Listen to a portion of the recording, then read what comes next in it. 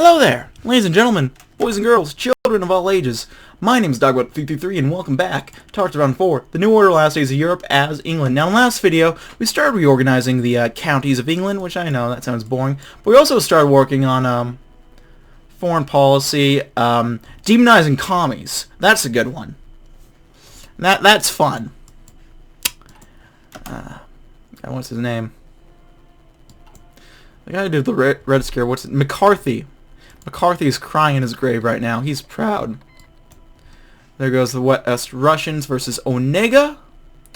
Onega's actually doing a decent push right now. We'll see what happens there. Because I know if Onega wins, this is what causes this region to be decentralized, which basically means they get turned into a bunch more puppets. Or a bunch more of warlord states again. So what do we want? Resume battleship development. Get a guy on Scotland. Now how are we doing there right off the bat? Not the best. We might need to compromise with socialists on this one. Yeah, we did it. And we got this done. The MPs seem to be gradually increasing.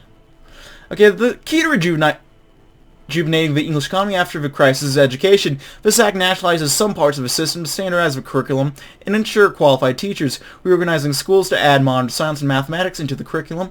We might not have the fields of British India or the diamond mines of South Africa anymore, but we still have our mines. Liberals reunified Kazakhstan. Seems that sometimes peace and freedom survive in the world. You know, I'm okay with that. I am happy with that, even. Real quick, let's work on convincing... Actually, let's work on our ties with the OFN. While making friends and allies of nations in our immediate vicinity is all well and good, our greatest allies since time immemorial are in the OFN. The U.S. has been a big help. We also need to reconnect with our old Commonwealth allies, Canada, Australia, New Zealand, and the like. Since the collaborationist government took power, the cooperation between our nations has been non-existent. It's time to change that. We should conduct official tours of the lands of our old friends. We'll need their help if we hope to become more than a thorn in the devil's side, of course.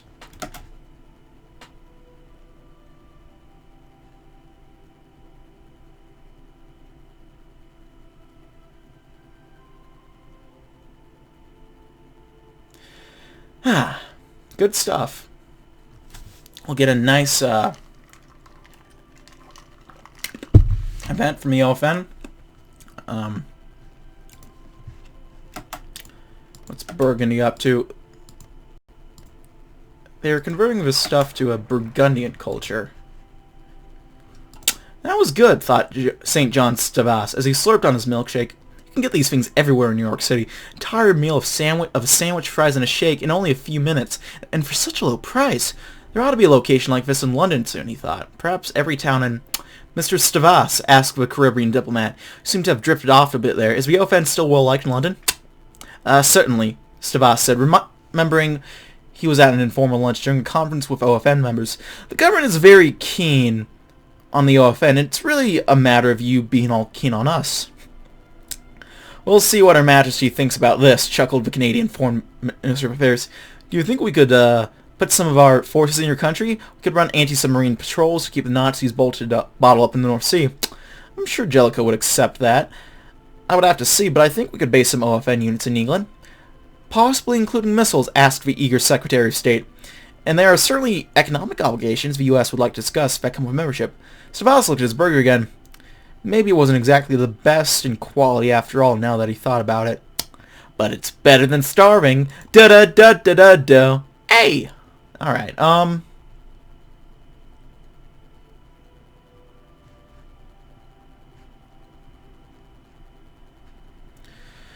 do we want to do? Let's work on convincing some swing voters.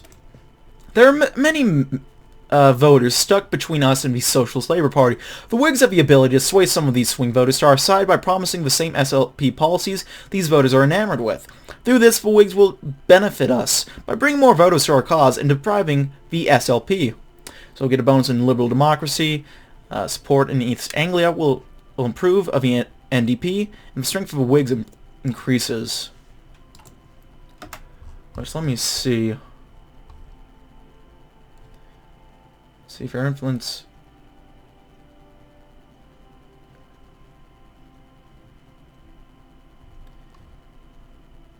Perhaps we should speak with Patriots real quick.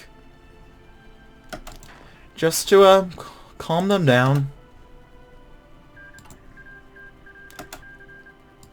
Okay. Whew. This is getting spicy. Madagascar still stands. Poor Meal is still trapped on that shitty island. Feels bad to be him. It really does. But,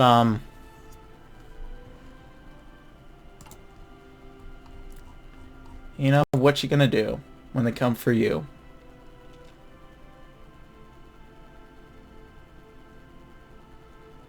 Bad boys, bad boys. Okay, convinced swing voters. Very nice. What else? Our popularity is working out kind of well. Gloucestershire, we're holding on in. Yorkshire, I don't remember us doing as bad as we were there. But West Midlands, we're hanging. We're still doing okay. And the East Midlands, we're gonna have to bolster up our support in there soon enough. Sway the right. Many right-wing voters have been refusing to vote following the loss of a collaborationist government. If we are to achieve a strong majority over the SLP, we will need those voters. By using our good friends in the Patriots, we should be able to sway these voters using the Patriots' right-wing and conservative ideas. Even though it says their support will decrease, we'll ignore that and just hope that it works out for us.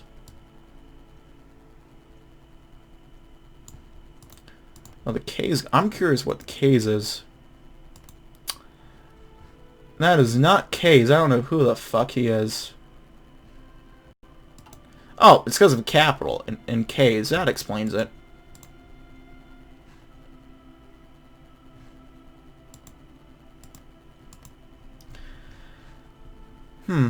Okay, yeah. Cameroon, African state.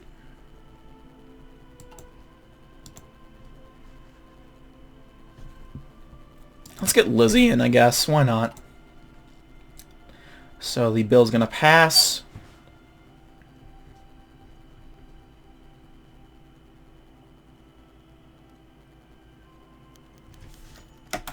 There we are. No man's same thing we've read before. Okay, so we get subsidized higher education, which is very nice. More taxable population, academic base monthly change, research facilities monthly change, poverty monthly change, and our academic base societal development will begin to rapidly improve. It's been a while since I've looked at that, so let's check how its office is doing. Now that's going up quite nicely, I gotta say. What the fuck is that? Oh, I hear a motorcycle. That's what it is.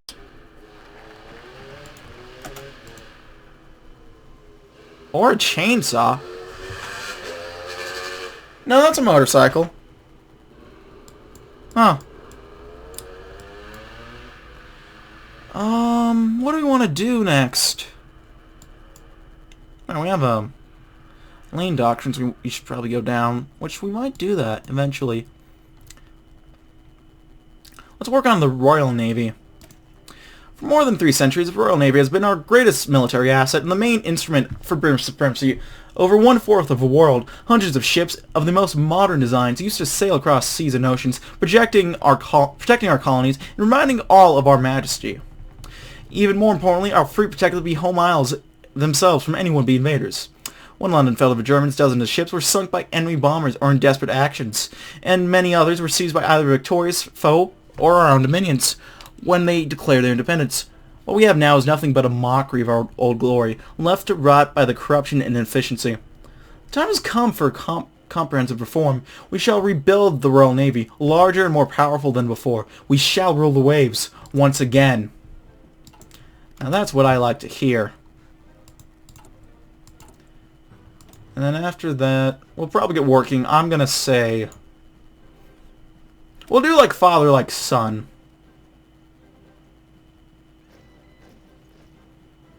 Then go down this path.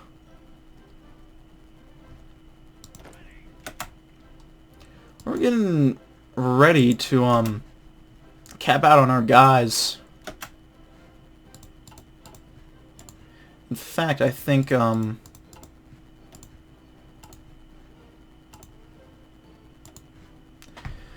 train up these two guys, and then I think we're good, really, army-wise.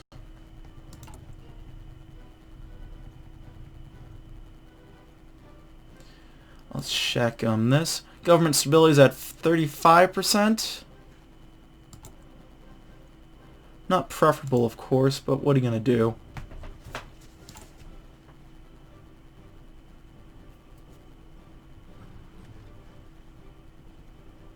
We'll get inventing time about the Royal Navy. With the restoration of a legitimate monarch, the armed forces have returned to the forefront of political discussion. The Royal Navy is, of course, the main focus of most government meetings. All members agree that funds must be drastically increased for the main instrument with which England rose to empire. How to use such funds is another matter entirely. The umpteenth meeting of the matter is to be held in the restored House of the Admiralty. The building shines just like the old days, and it would be easy to forget that everything must be built from scratch. Despite the participation of the Prime Minister himself, the meeting soon degenerates into a battle between both sides. One side are the younger officers, mostly returned exiles from Canada, who have studied with the Americans. They strongly advocate for a modern fleet based on carriers rather than battleships. While a sound proposal, this would mean abandoning the image of the Royal Navy as it has been for centuries, and some would see it as a sign of subservience to the Americans. The other faction, counting among them several old admirals who have just been reinstated, proposes a completely different doctrine. The Royal Navy, they say, is more than just a fleet. It is a symbol of British greatness, one that is far from the past, and that must return. Also, they claim that the people will surely appreciate a show of strength. The meeting is dismissed without any serious progress being made, but Jellicoe knows there is no more time to be lost. The Royal Navy will return to the forefront for one way or another, and the responsibility for its form rests on his shoulders. Who better than an admiral's son for rebuilding the Navy? We shall rule the waves once more.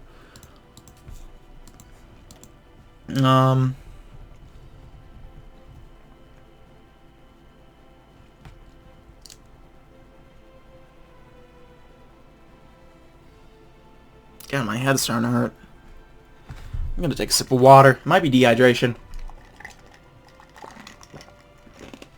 Chew on some ice a little bit. I think you're not supposed to chew on ice, but damn it if it's not satisfying too. Like father, like son. The Prime Minister's father, Earl Jellicoe, was a hero of the Great War. He commanded the British fleet at the Battle of Jutland, where the Kaiserliche Marine was decimated and supremacy over the North Sea secured. There our mighty battleships and dreadnoughts pummeled their German counterparts into oblivion thanks to the power of large caliber guns. Our leader knows that the Royal Navy became what it was thanks to its mastery of direct engagement and clever positioning. The new fleet shall follow in the footsteps set by Admiral Jellicoe. As an added value, the sight of a new mighty battleship once again bearing the Union Jack will do wonders for propaganda. Well, that's what I'm talking about. Let's get some a little bit of that going.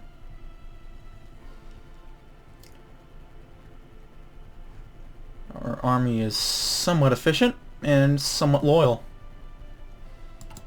I'll take that. I'm going to take this headset off. That's probably what's doing it.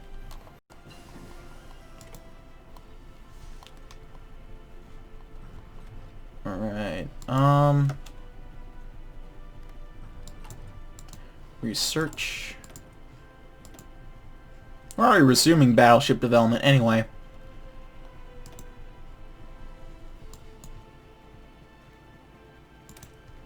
Let's get some base bleed going.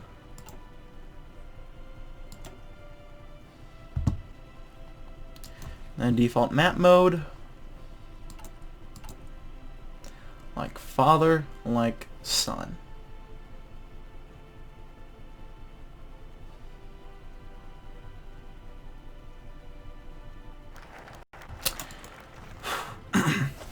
Weeks have passed since the last report, and time is of the essence if we are to protect our newfound freedom. And this is why I asked the Prime Minister, what is the state of the Royal Navy? The Deputy of the Opposition finished his intervention among the applause of his party, sitting once again. It's question time in Westminster, and as most experience it has quickly turned into an examination of the government's policies for rebuilding the armed forces. This isn't the first question about the military, but it's first about the Navy in particular. So attention from both the MPs as the audience in the room and at home is on George Jellicoe as he takes his place on the small podium. I thank the honourable gentleman for this question, as it allows me to be clear with the people of England and the entire Commonwealth. There's some applause from the rows of the NDL, then he continues. For more than 2 decades, the Royal Navy has withered in the hands of the collaborators. It falls upon us to mend the wounds and repair the damage done. It will be difficult, but we can succeed together.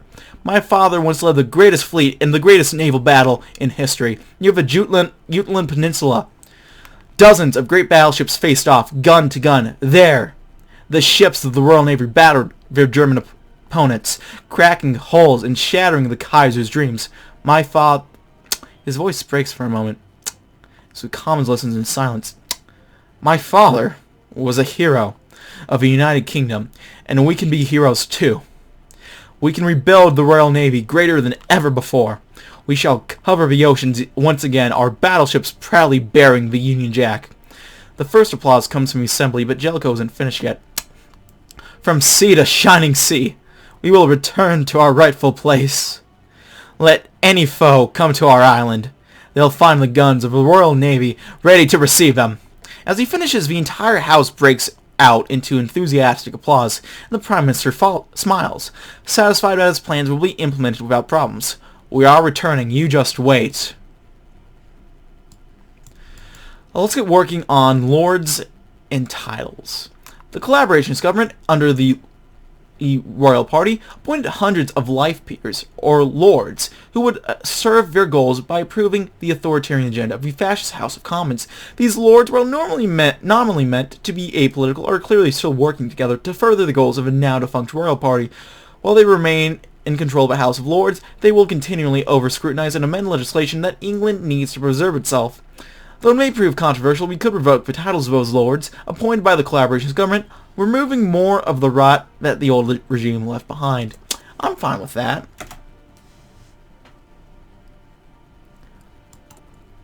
Let's see. The moderate power is hanging in above all. Let's give a speech. There we are.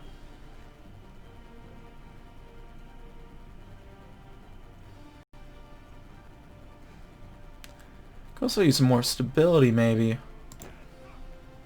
There's one of the last guys. We'll send him over to Wales.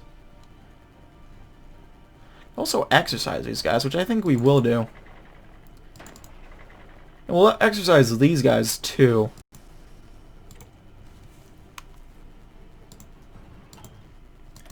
Research slot available. Let's go work on some special forces. Why not?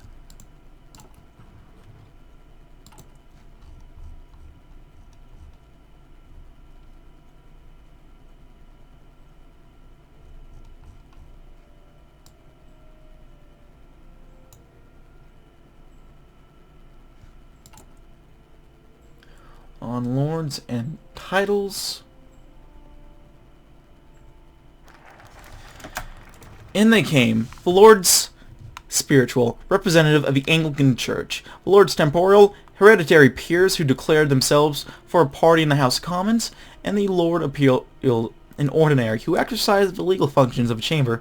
The ceremony was steeped in tradition, with every moment accounted for, and every movement had a reason behind it. The House of Lords was finally reopening, a house untouched by war, and with all the titles and privileges once granted to it.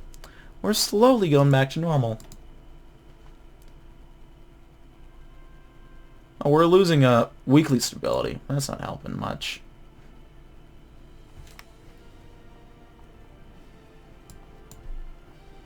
We could go straight for the Lords Act. I think we'll do,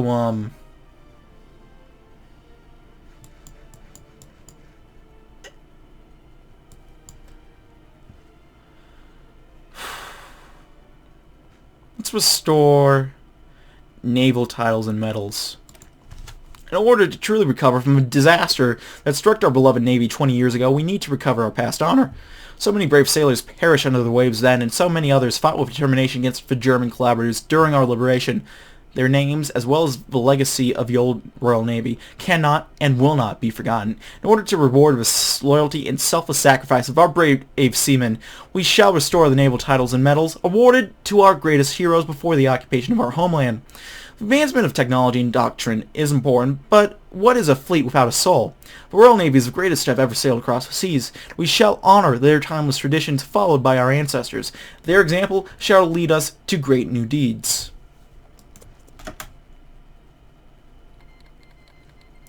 So we got the cipher from the Welsh figured out. Very nice.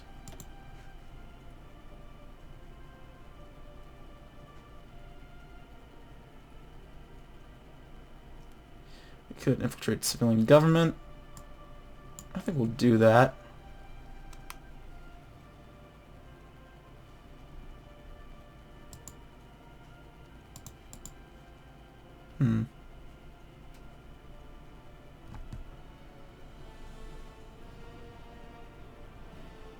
Yeah, let's do it. Why not? Economy.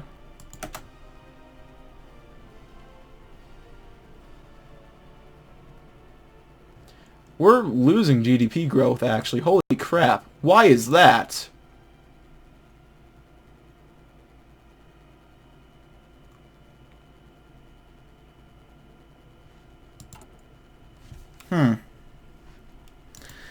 It's all just a number anyway.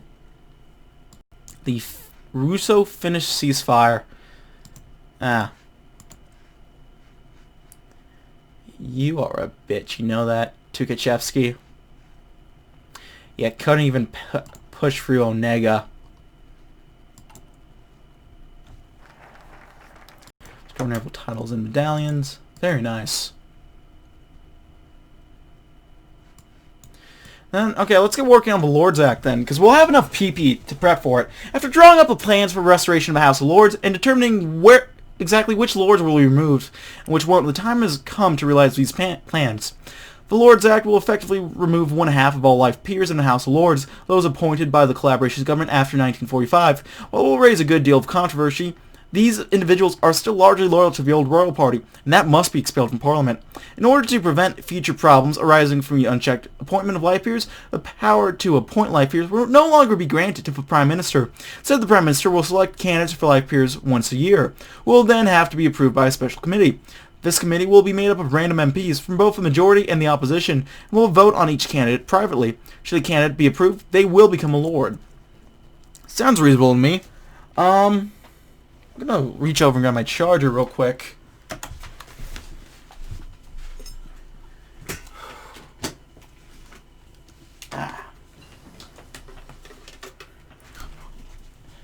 There we are. Now maybe it's just me. I never really got the whole House of Lords thing. It's kind of the same deal with the Canadian Senate. Like, they're not appointed by the people, they're appointed by people who are technically appointed by the people, so there's that weird, I mean, they're sort of appointed by the people thing, but not really. Let's get some better submarines going, why not? So I never really got that, honestly.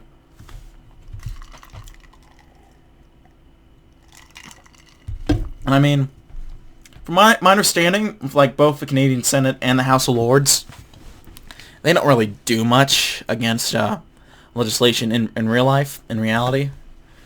Mainly just because, well, they'd probably get fucking lynched and there'd be mass protest if that happened. But it's still kind of weird to me. That's just me there. No enemy stop. Hold on, cryptology department. Let's get up to the next level, cryptology.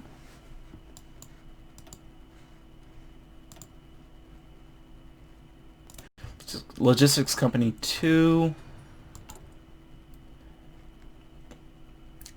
Okay, let's see how we're doing with the election, or with the vote.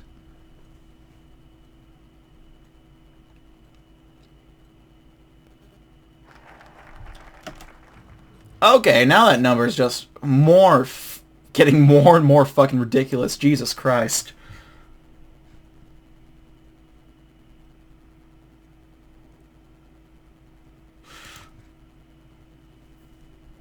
That's pretty much done it. We'll work with a moderate wing just to improve our own power. But yeah, we've done it.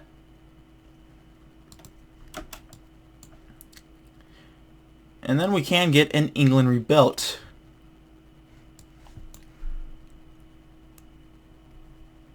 Let's do, we all have dirty secrets. Recently some information has been brought to our attention regarding a particular topic. It concerns St. John Stavros in regards to his, unconventional taste. It would seem his dedication to the criminalization of homosexuality is due in no small part to his, preferences. He likes cock, that's what they mean. This information could be extremely damaging to both him and the League were it to become public knowledge, especially in the socially conservative climate of the country. We must meet with him at once in order to clear up the issue. I have a feeling this might go in a weird direction. Most of the conservatives are already on board with us anyway, so there was no real reason to compromise with him anyway. Besides, we're gonna win this anyway. So since we got this, military loyalty, let's get the loyalty up. They are very loyal now. That is beautiful.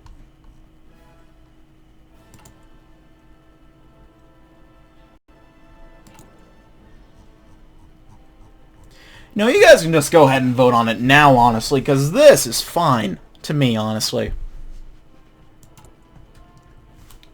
I am totally okay with how this might turn out. So we got government develop ciphers.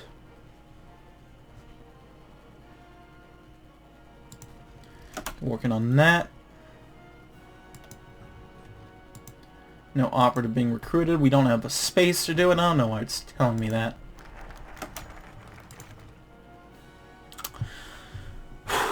Foreign Secretary St. John Stavros looked up from behind his desk as the Prime Minister hurriedly walked in and shut the door behind him. "What's the problem, George?" he asked. Jellicoe looked at him and said, "There's a problem, Foreign Minister. My friends have heard a rumor that threatens to upend your position, that you might be a homosexual?" Jellicoe's eyes grew wide. Stavros chuckled and said, "Well, I always wondered how long it would take your lads to find out. And I assure you, Prime Minister, what you heard is correct." Jellicoe was aghast. "Norman, what the absolute fuck are you doing? Jesus Christ, the electoral consequences of the... Why are you so calm about this?" "George, lots of politicians have things they would rather keep under wraps. Things that, everyone knows, but nobody says. If everyone spoke up about little infractions, it would bring down the bloody government.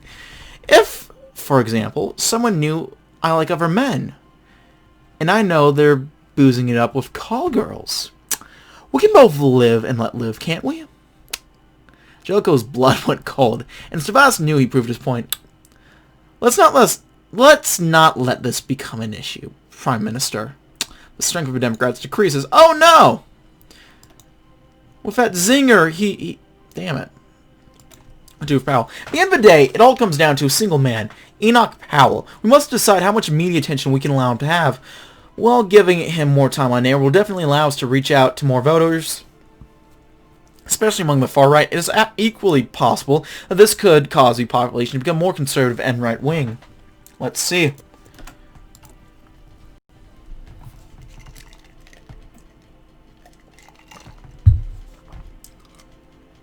I'm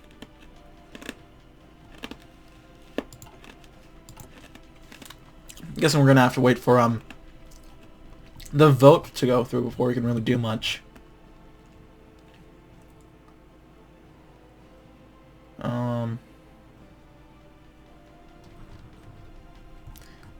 have some decent government stability at the very least. Let's see. It's still 35%. It's not that good actually.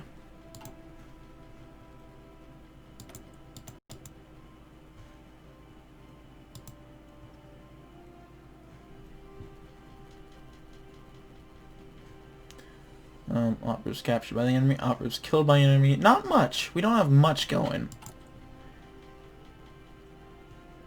In that sense. Now we have a question what to do about it.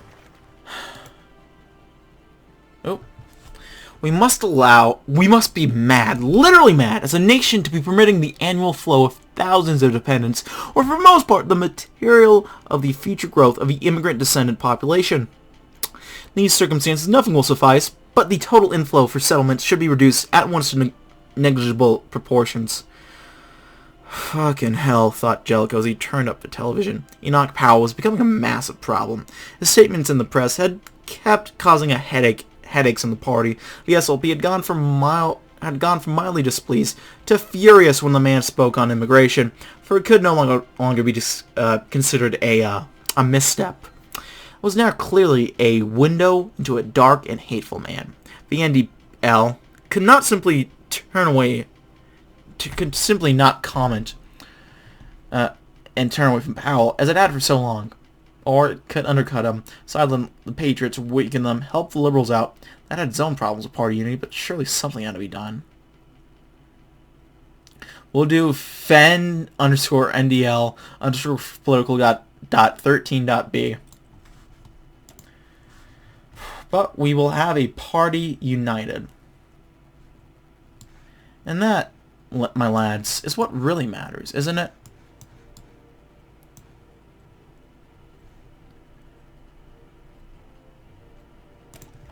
We now have a united league. Whether this unity shall last is a question for another time. For this very moment, the whole league is working towards a common goal. To finalize this unity, we shall invite the four most important members into the league: Auchinleck, Stavas, Sterling, and Powell, to a dinner at number 10 Downing Street.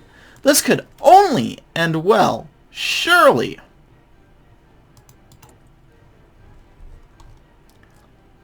We could promise tax cuts, give a speech in Parliament. I'll wait so we can remember the Civil War, get some more stab, and just some flat-out Democrat power.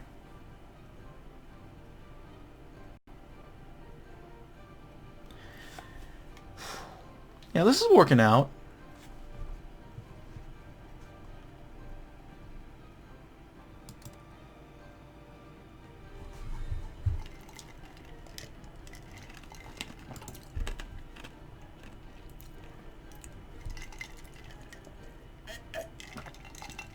Let's hope this will end well.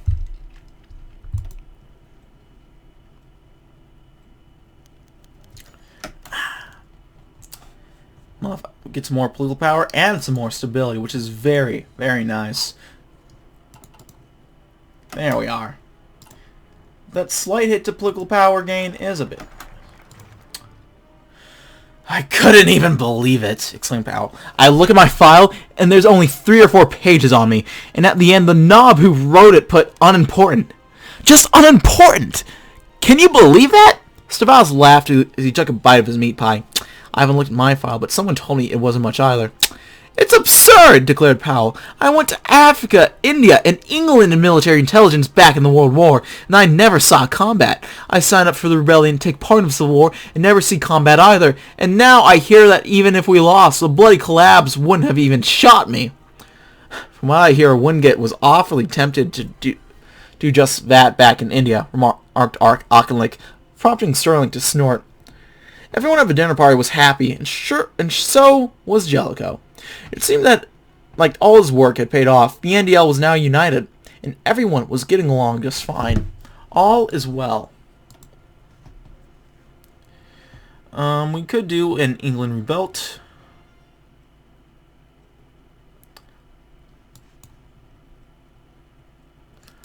But I think we should work on the job list first. As the English Civil War is drawn to a close, we are now free to focus, I'll read this real quick, on our economic recovery as well as our political situation. So far the data is dire. We must begin to reconnect with those who have been turned out by the war, and those who have lost their jobs amidst the ravages of conflict.